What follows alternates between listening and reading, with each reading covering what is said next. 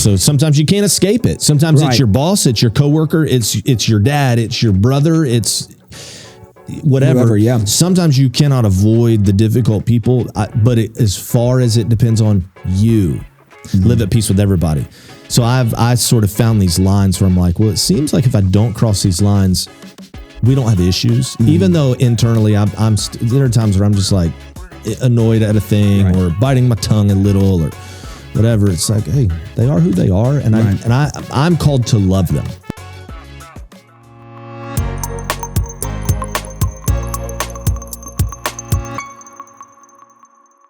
All right, I'm going to read some of these different names for idiots. Okay. This might be a terrible idea, but I'd like you to hit me with some type of like accent or maybe like the first time you heard it. Okay. All right. Okay. So number one, we have idiots. The second one would be fool. That one's pretty common. Dunce.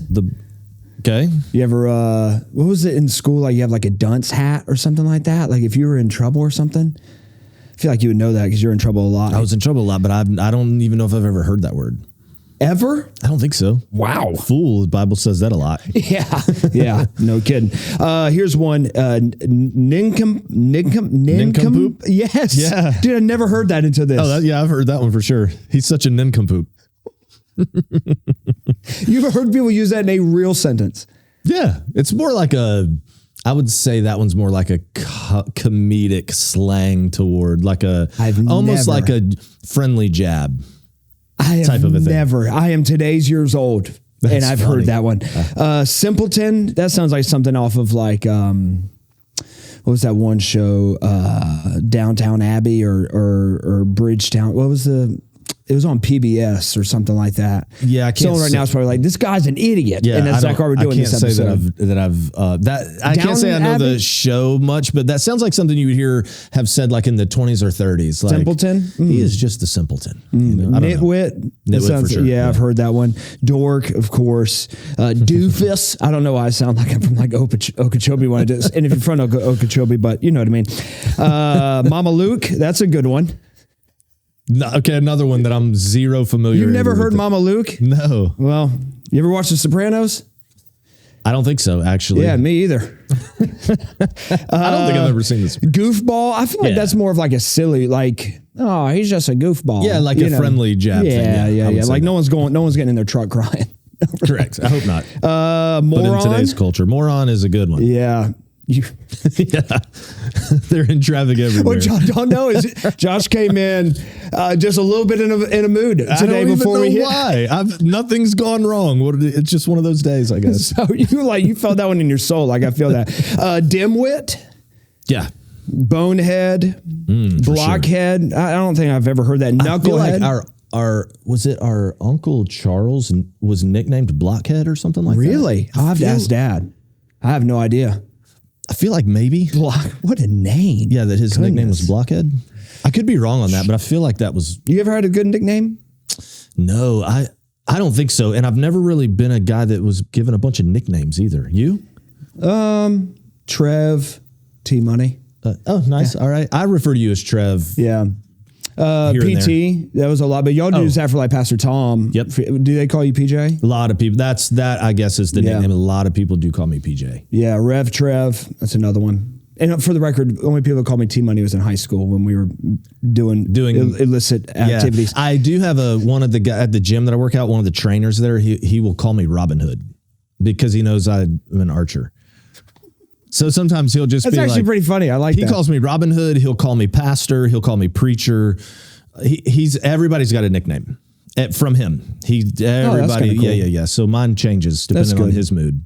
He's bad cop, and then our other trainer, we have good cop, bad cop. Oh, nice. Yeah, but we need them both. It's the best. Oh, it shows. Look at how beautiful your arms are. Well, I don't know about that, but I'm working hard, man. I'm working hard. All right, a few more of these. Dunderhead, never heard that one. Me either.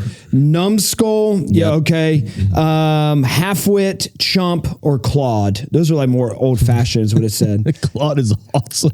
Yeah, but they're like C-O or C-L-O-D, not an actual person's name, not like C-L-A-U-D. That's funny. I want to find a way to just drop that. You Claude. All right, so here's what we're talking about today.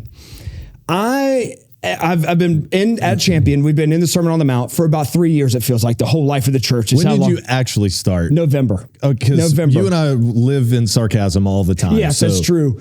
No, so we started in November. 4 months. We took off a little bit in December. Okay. For Christmas, and then we went right back into it, and we're in Matthew 7 now, and so we did the don't judge, and we'll go there probably in just a minute. Okay. Don't judge, specks and logs, don't cast your pearls, all that kind of stuff. I call it plank eye.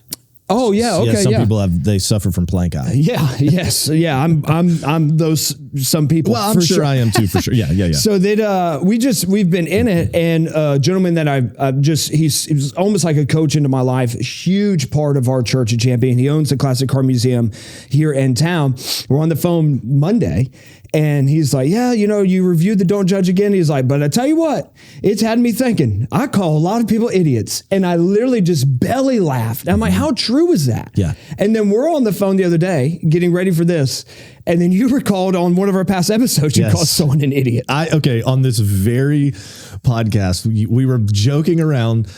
I don't remember what led us to it.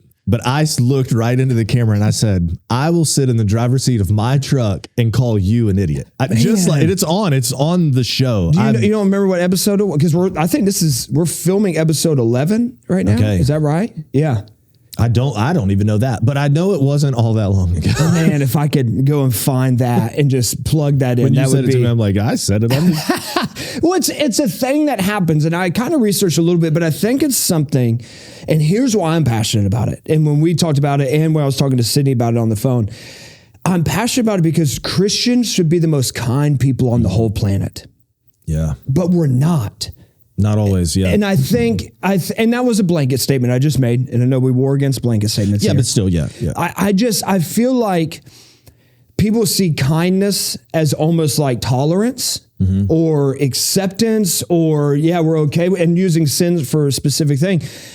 But I just look at it as, for me growing up, my mom ingrained it. You never speak down to somebody. You never speak down to somebody. I mean, Jesus says you don't call anybody a fool. Like, that's what mom ingrained in us as kids. So it's always stuck with me. But I just think it's interesting. And I just love for your take on this too. Like, maybe why do you think that we show even though we have the Spirit of God in us, we're a new creation in Christ, but yet we kind of find our way getting so frustrated with people. But anyhow, go ahead. I feel like I'm talking a bunch. No, not at all.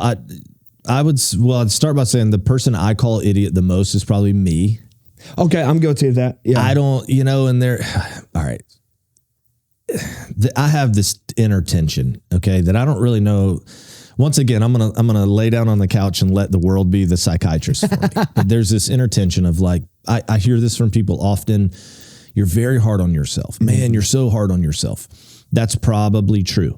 However, there's a part of me that's afraid, and I know that we shouldn't operate from a spirit of fear. So this is why, like, I'm full of disclosure. I'm just being transparent here. Mm-hmm. I'm almost afraid to lift the throttle on like that thumb on me, because it's like, well, I've certainly improved over the course of my life, and a lot of it's because I don't leave room for excuses, and it's, I'm hard on me, I guess, right? So there's a part of me that's like, well, I don't want to stop, because then who do I become? So, but then there's also the reality of like that inner voice and that inner talk to yourself does matter. So where's the line there of, yeah, that's good. You know what I'm saying? I will say, when I say that when I refer to myself as an idiot or whatever, and I would say even others, because I will also admit that I, particularly in traffic, as I admitted, I think what I'm saying in that context is like, this is something that you can learn your way out of. So it's not like you're just, everyone has a lid of some, like I have an intellectual lid, right? I don't think I could ever be a brain surgeon, no matter how applied. Right. I don't think I'd make the cut. Yeah, same. Et cetera, et cetera. There's probably, and that was the most extreme example that I could think of. I'm sure there's far lesser things that there's just barriers, right? But anytime that I refer to myself like, oh, what an idiot, or even someone in traffic, admittedly, again, in my own mind, I'm like, you can learn your way past that. Like that was just a bad move or a mistake. I don't know how actually critical of myself or a person I am being, but I'm sure I might be lying to myself a little to think that I'm not. Okay. Maybe I am being very critical at points. Yeah. I was reading. It's a better than mindset. Right. So I was reading a little bit this morning. I was like, okay, what's the like science behind this, if for lack of a better term? And it kind of broke it down into what I would take 3 categories. So, and we're talking about dealing with idiots, but I think this kind of, and we're just using it as a clickbait title. Okay. So we're not just calling people idiots. You and I wrestle with the titles a little bit. Yes. Yeah. If you're ever like, oh, that's a little risky, 100% that's me. It's a little more Trevor than Josh. Without a doubt. So, but the number one thing why people call someone an idiot or a moron or a fill in the blank is because out of frustration. Mm-hmm. That is the number one reason. So use traffic for an example. I'm frustrated that you're not doing what I think you should do. Yes. And therefore you are dumb or an idiot or whatever. Right. The other one would be a learned behavior. Exactly. It's funny you even say that. I mean, that's exactly what it said. It's just a learned behavior that when other people do something that seems outside of your worldview or your whatever, not necessarily out of frustration, but just out of your ways, then they're that way. And then of course there's the one where I'm better than you, and it's a demeaning side of it. Right. So I think that's just life, right? So dealing with people is life. And I'm big against not calling people. Like if I heard my son recently call one of his friends an idiot, and I mean right in front of him, everybody, I just let it fly. Like we will not. You do not speak down. You don't. None. That's just a very personal conviction I have. You should get on to me if you hear me doing it. No. Well, I mean, you have permission.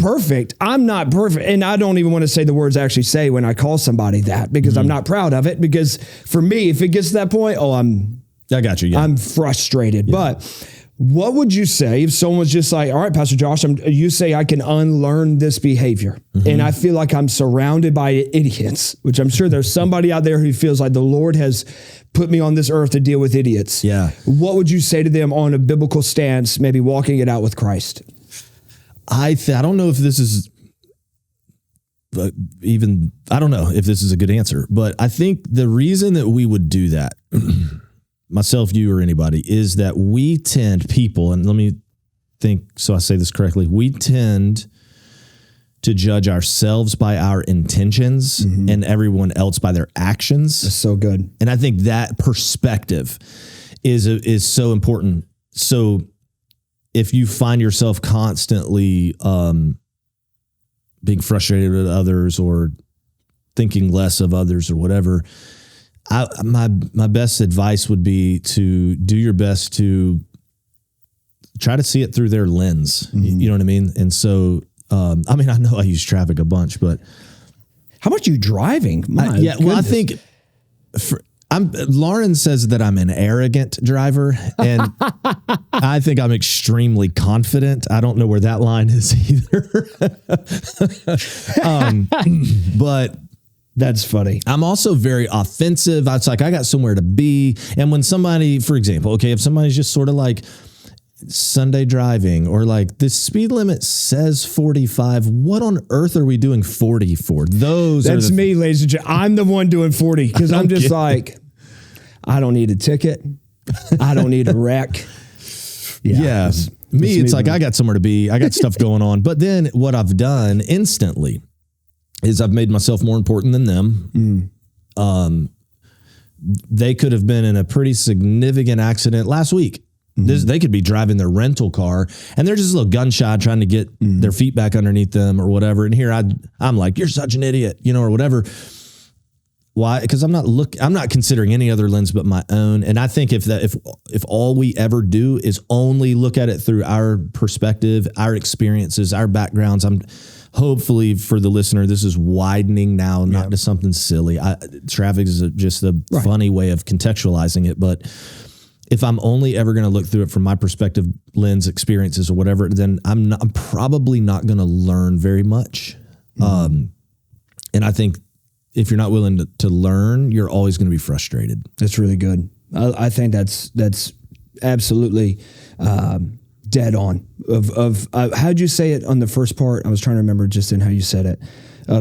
We judge ourselves on our intentions. and we're judging others on their actions. It's like, well, maybe their action wasn't their intention.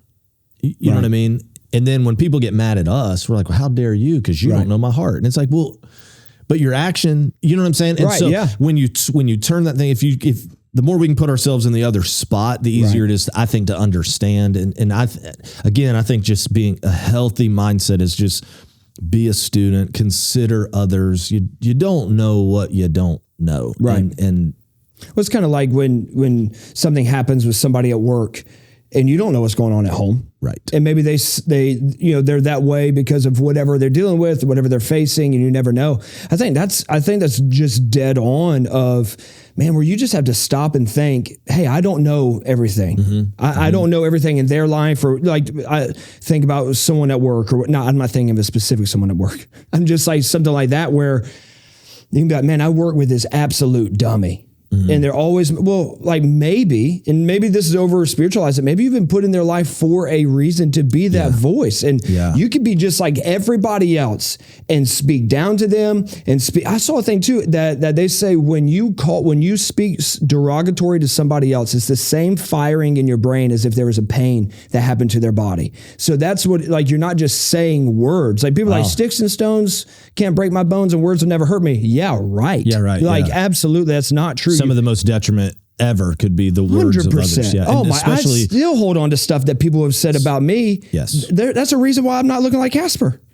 Because of that. Yeah. Because of what was looking like raw chicken, and I like chicken. I just don't like it raw. I don't think anybody likes it raw, but you know what I'm saying. Anyhow, it's we have to, I think, in my opinion, see that we have been placed in other people's lives for a reason. No doubt about it, especially as followers of Christ. Right. So a really quick thought, then I'll tell a super fast story if I can. I would encourage anybody, do your best, and this can be hard to do, but do your best to generate your own opinions of other people. So if you get the new job, you're the new one, and then everybody at your new job is like, oh, so-and-so, she is the worst. Oh my gosh, blah, blah, blah. Well, you can either start with that assumption of so-and-so, or you can just say, okay, I hear you, but let me get to know her for myself, generate my own opinions of her, let her prove herself to me. Right. And I have found that to be super, super helpful. I mean, I've been around people that others cannot stand them, and I love them to death, and vice versa. Okay. It's not like I love people, but I don't get along with everybody. There are, I'm a real human being. Right. But a long time ago, before I was in ministry, I was a manager at a place where we did like construction distribution. So we would send materials out to builders and such. And so, I was promoted way too quickly, but they put me in charge. So I had some team that I was responsible for. 3 or 4 drivers of trucks and all this kind of stuff. We had this one guy that he was fantastic until he wasn't, and he would just have these days. And I'm not saying he was bipolar, but it was kind of like that. Okay. It was like it was either way on or way off type of things. And so there was just one day where he was off, for whatever reason. And my manager was there, like our GM was there, happened to be there that day, and he was complaining about the driver a little bit, because when he was tough, he was tough. And I did not do this with intention. I learned something that day kind of on accident, but I just, his name was Jim, and Jim came in and he got like his next load. So he grabbed his paperwork or whatever. We had already preloaded a trailer he was just going to hook to and all this stuff. And as he was going out to take off, I just walked out the door with him and I just asked him like, hey man, are you all right? Oh yeah. And then I don't even remember what we talked about. The conversation took about 5 minutes, like actual minutes, about 5.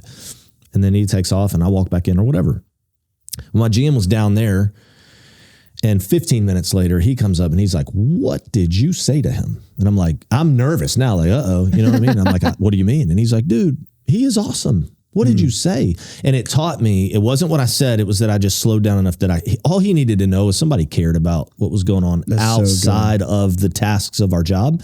And so I made it a point then that I tried to be rhythmic, that I was just going to ask Jim, I was going to slow down and just, if it cost us 5 minutes, it was well worth the investment. Like, Hey, how you doing? It's really good. Everything good? You know? What I hear you saying is actually valuing people. Yes. And I think sometimes at work, and especially if you are over team members, we can value the task at hand over the person who's helping us complete it. Yes. And if you're just an entrepreneur or whatever, like, hey, but as a disciple of Jesus, that is not the way. We do everything as unto the Lord.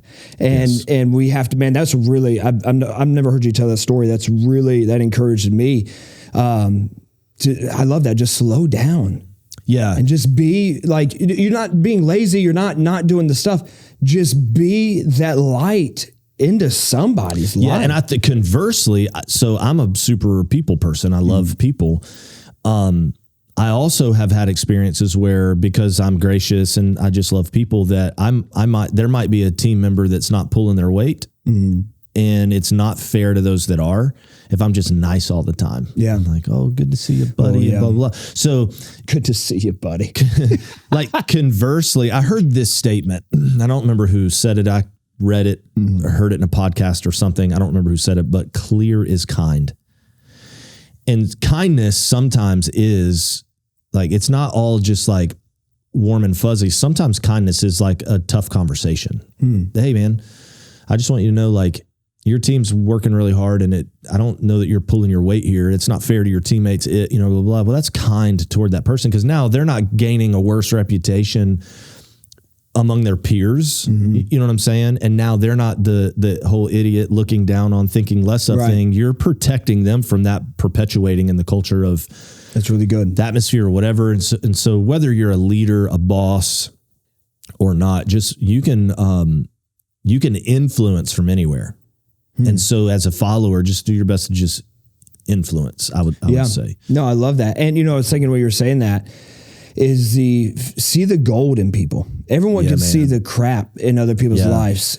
If you can see the gold in them, like, hey, I really notice you do this well. Yes. I really know you do this well. Man, there's something about that when we call, and you said in one of our other episodes, when we call people up instead of calling them out so much, because it is like, I'm the same way when I call myself an idiot, and people could look at me and be like, he's an idiot. He did this. Of course, I'm sure there are things that people could do that with, but when someone calls something up in me, whole different deal. Right. And that I just feel like I'm not trying to like over Jesus this, but we are disciples of Jesus. Yes, we are. So that means at work, at home, wherever, on the football field with your kids or baseball field, whatever. Yeah. Man, if you could shine that light up, just being different like that. Yes. Like, this world has enough people throwing stones, throwing mud, throwing everything else, words, whatever. Man, if you could just see the gold, that's what I heard you saying, just see the gold in other people and just call that treasure out. Yeah. We have a kind of a saying among our staff, and this was in our home, just assuming the best. I think we've talked about this maybe on the show. Just assume the best of people. If they have an action that wasn't great, assume that wasn't their intention. Start there. Assume perhaps that they did that unintentionally. Hey, I don't think that hurt me. I don't think that was your intention. And then I don't know if I'm repeating myself here. No, but you're fine. We often say, so in my family and in our staff, we say, assume the best, lead with questions, share your heart. So I could either, let's just say that something goes, between you and me, and I'm frustrated at Trevor. I could either be like, I can't believe you would do that, man. That blah, blah, blah. Did you even think about? But then I can either start with my heart and just sharing, or I can start with, man, I don't like Trevor and I never have riffs. We have such a great history. I'm going to start with the assumption that he didn't mean to do anything ill-willed toward me. But then let me start with questions like, hey, the other day when that thing happened, what was going on? Or, hey, what were you trying to accomplish right there? Or whatever a good question is that might help you understand where. Not a manipulating question. Correct. Like an honest, pure question. Yeah. I'm just trying to gain information, because almost every time it's like, I didn't, because I don't know what I don't know. I can't see through your lens, but now you've allowed me to see through it. Or if there was something, because not everybody's pure. Right. Sometimes people are vindictive. Yeah. Some people are really hard to deal with. if I assume the best about you, if I ask you questions first, like about you, then hopefully by then I've gained enough credibility to say, well, listen, when you don't file the stuff properly, it makes my life way more difficult. It costs me time on the back end. If you could just upload it to the thing, this is what everybody does, it would save me time, frustration, blah, blah. Okay, well, hopefully you've gained the credibility where the person goes, oh, okay, that makes sense. If I start by throwing hammers, right, you probably don't care what's going to save me time. And then everyone knows you've already fractured the relationship or fractured it more or broken it more or whatever. It can become a mess. So I think so fast. And I'm not even like when you're talking, because I was telling somebody the other day, they were like, man, I love what you and your cousin are doing. And I was like, I'm just the first listener. Like, I'm just softballing the questions. Like, I just feel like I'm just the first listener. And just hearing that, one of the things that came to mind when you're talking about it is we just have to do everything as unto the Lord. Yeah. Like, I mean, that when you're just saying like hey, when you file this, I know you're just using a random example of what could happen at work, but I think if we could see all of those moments as like God is shining through me. Yeah. I mean, I remember my mom said one day to me, she's like, Trevor, your life is the greatest sermon someone would ever hear you preach. That's good. And I was like, yeah, but I do a lot of ones where but it's like, no, like that's absolutely true. Like it's our lives. Someone may never come to Church on the Rock or may never come to Champion or wherever you're watching this. But if they see the way you handle yourself and handle other people, and especially those ones that everybody has already deemed whatever, like what, I know I'm going back to this, but like, what if you could be the one that speaks light? Maybe you don't know, like that person's maybe been spoken down to by their dad or their mom or a coach or whatever their whole life. And they've lived up to whatever's spoken over them. And then you just so happened, got that job, got there. And then now you can be that light, but instead sometimes it's, we end up doing the same as everybody else. I think I feel like I'm repeating myself a bunch, but I so resonate with that. I'm all about review. Don't worry, buddy. I'm all about it. I had a teacher, and I think I've told this story maybe even on this show. I know I've used it. If I think I know where you're going, you told it during the move, during one of your sermons. Okay. And so I had, when I was a kid, I was a little bit troubled for various reasons, whatever. And I had a reputation that preceded me. So when teachers saw my name, and I'm talking about when I was little, when teachers saw my name on their roster, they were like, I'm not talking about like right now, like a class you're taking. Yeah. In seminary, they were like, but like if teachers saw Josh Hersey on the roster, that was bad news, man. That was just like, oh Lord, because I just had a reputation, right? And it is what it is. Well, I had this teacher, and I'm to hit the point. She was the one through a series of events that started to do exactly what you just described, where she genuinely saw something in me. She was not trying to be phony. I could tell that too. Right. I would say this: people are smart. They can read you. Yeah. Like, I always start there too. People are smart. That's just a positive assumption I'm making about all of you. They're like, oh, you're smart. So if I'm phony, or if I have, like, don't try to manipulate. I always tell people this, that I don't think it's wrong for people to have agendas. I think it's wrong for people to have hidden ones. So if I have an agenda, let me just tell you what it is. Yeah. And let's move with it. But I'm not going to hide agendas from people. Anyway, back to my point is that she was genuine, and I could sense that. And she began to speak these things into me that made me, that was different than the narratives everyone else had about me. Yeah. My reputation, I was well aware, and it was this self-sabotage.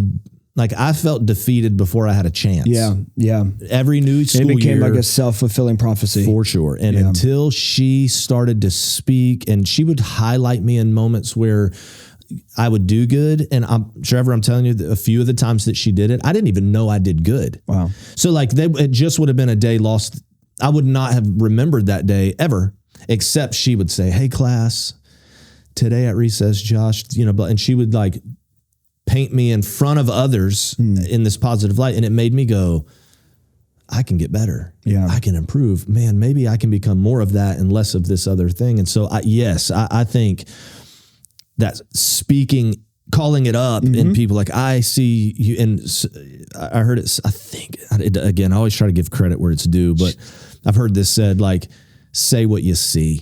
If you're seeing good things, just say it to people. Yeah, say, man, you're really good at this, or you're really good at that. If you're seeing frustration, well, maybe that's when you want to be creative with how you're communicating. Yeah. You know what I'm saying? Again, I wouldn't be like, man, you're a jerk, or whatever. But I think you also could say, hey, you come across abrasively. Yeah. But I actually think you care about what we're trying to accomplish here. Like, you just want to I don't think you actually dislike anyone. I just think you really want to see us achieve said quota but then that's how you can call somebody up. Yeah. Dude, I love that. I don't know, all this is kind of, again, I'm just learning and I'm thinking. Yeah, I don't even know if I'm keeping us on subject. No, I don't even know. But we all deal with people that we want to call idiots. Yes. There's not like everyone, and you're like, you are a friggin' dummy. Yeah. And that's not even what I was wanting to say. Like we all deal with that. So like, why do we not just be like, okay, let's stop and what would Jesus do if he was me? Yeah. And like, that's right. Well, I'm not Jesus. Okay. Well, I'm sorry, but you have the exact same spirit that he had. Yeah. He was a firstborn among many. We have a role to play. And I was thinking about when that teacher's speaking into you and speaking into that, like, I don't know why my mind went to, and I might be way off, but my mind went to Genesis 1. The Spirit of God hovered over the waters and he spoke and the chaos was put to order. If we carry the same Spirit of God, which we believe we do, that raised Christ Jesus from the dead, Amen.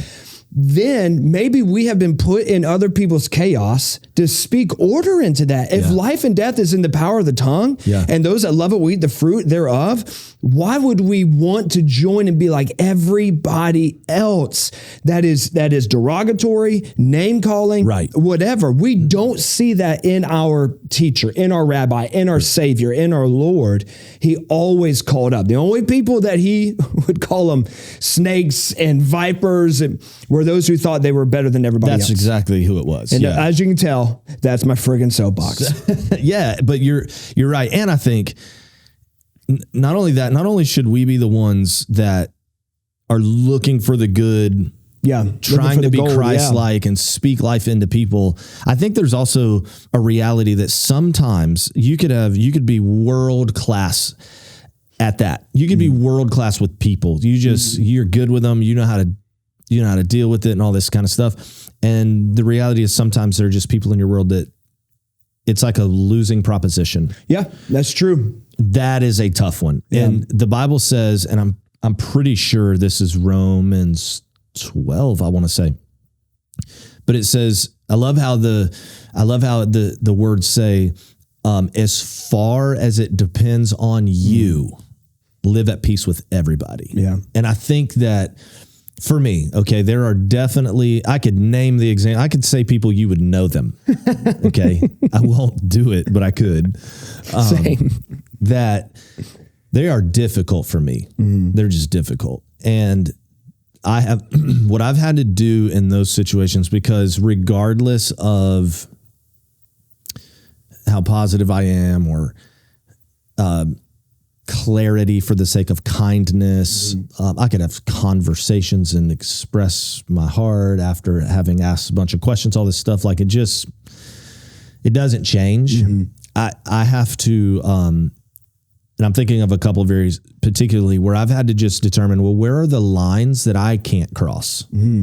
There, and that's hard. Yeah. It took me with one particular relationship. It took me a long time to find like, where are these boundaries? And honestly, man, it took some pain and some mistakes and arguments and stuff over time for me to realize like, why does this keep happening? But I was constantly like pulling out the figurative measuring tape and measuring and evaluating like, what really is the root of this? Where is it coming from? And I found some lines that I drew in the sand. Only I see them. I do not cross them, and I don't have issues anymore. Yeah. Now I get frustrated. I do still. Right. When I'm just like, yeah, it's family, people. Right. So sometimes you can't escape it. Sometimes it's your boss, it's your coworker, it's your dad, it's your brother, it's whatever. Whoever, yeah. Sometimes you cannot avoid the difficult people, but as far as it depends on you, live at peace with everybody.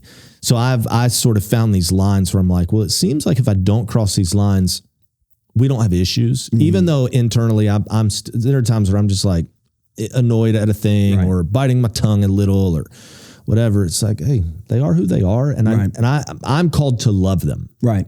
Yeah, I think in Matthew 7, it goes, don't judge. And then he goes, if you judge, you're going to get the same amount to you. He goes through the specks and logs, worry about yourself, essentially. Then he says, don't cast your pearls in front of pigs. And then like out of left field, Jesus starts talking about prayer. Ask, seek, and knock. And then he talks about how if any of you parents wouldn't give your child a stone when they ask for bread, how much more will your heavenly Father give? And then he goes right back to, now here's all the law and prophets, do unto others like you would want them to do to you.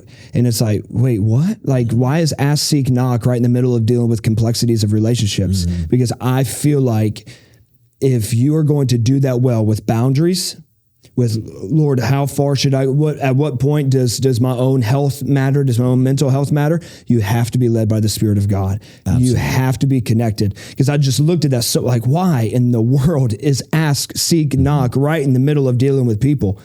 Because I think to deal with people in a right, healthy, godly, Christ-like manner, you have to be connected to the Spirit of God. Because if not, I don't know where those boundaries are.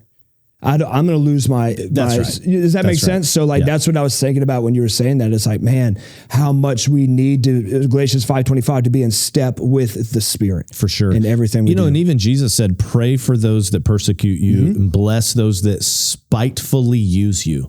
Oh, yeah. That's like. Which tells you that both of those are going to happen. Yes. And that is so hard to do. And so. I mean, listen, everything I'm talking about, I've lived. It's not like, as pastors, we don't just sit on clouds in these fictitious perfect I don't even work in at a church. So right. Yeah. Like, so there are times there are times, and this has happened, for sure recently or whatever, where I'll catch myself. I could say something that's going to get a laugh. Oh, I'm so guilty of that. Because other people would know what I really meant. And I'll catch myself like, again, it's like, I know that's not Christ-like. And what value does that add? None. It will only be a shot taken at somebody that it's not even here. Yeah. 3 or 4 of us could laugh at, oh, that was a good one, or whatever. That's one thing that's an internal fight that has to be fought and prayerfully conquered. But then also there are people that I have to pray for them because of, maybe some hurts or some anger or some frustrations that I have with them. I've got a couple of those. Yeah. I just have to go before the Lord and just be like, God, I just want to pray for this person. Help me have a heart like yours toward them and not a heart like mine toward them. Cause, my heart has to be shaped and molded by Christ. Otherwise it's ugly. Dude, cause then I'll start praying like David, like, Lord, just break the teeth in my mouth. Exactly. Lord, if you'll just devour my enemies. Yeah. I'll go into that prayer. Yes. I mean, it's hard, man, when people are difficult and maybe you don't have influence or you can't avoid them or you can't figure out how to solve it. That's real life. And that's tough. Where you truly, not in a cliche way, but I love that you have to pray. Yes. And it's very much lay down your life type realities. Yes. You just lay down your life. This is not going to be, and that's hard. But then depending on your scenario too, if it's your boss, you could try to find new work. I mean, you can get away from some of it. Other times you can't. It's like they're your sister, you know what I mean? Which is not true of my sister, right? Or mine either. Both of them. Which is why I use that as an example. But like, I think that's great. It's really hard. I love what you said there too. And we didn't even get to hit on this. I know we're out of time on it, but just add value to people. Just add there's difficult people. There's people that you could call an idiot, and maybe rightfully so, honestly. But they're still God's creation. God still loves them, no matter what's going on. And sometimes you're going to need Him to be able to love them too. Absolutely, for sure. You good, bud? I'm great. Awesome. Until next time, love you guys, and we'll see you on the next episode.